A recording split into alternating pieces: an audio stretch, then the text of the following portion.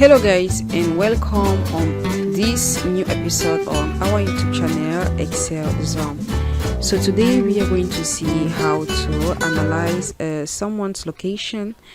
Okay, we are going to analyze an enterprise sales based on their location, see from where our clients are more from, in order to also have a good view on people with which we are trading with.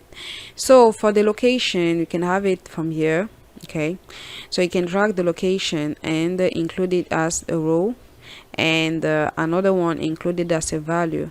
I have chosen three parameters, which are the cities, the peripherals, okay, the towns. So these are the three peripherals, or these are the three values, or these are the three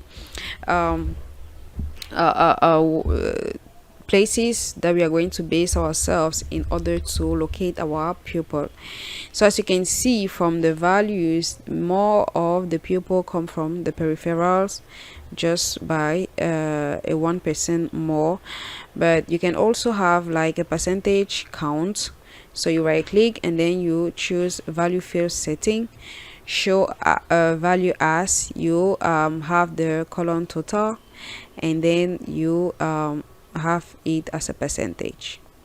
Now as you can see on the other side, is also you can have a good view on the number of people that actually come into, or the percentage of people living in other parts apart from where you are. So you can see that the different people, they are distributed accordingly. Okay, it's not, there is no like a big difference between the different places or between the different areas. And one thing you need to understand is that from our precedent videos, we've analyzed the gender, which were lying from the Middle Ages. Okay, the gender which was mostly the males. Okay, so the income, it was between like 81,000 and above. And for the location, we don't pay much attention.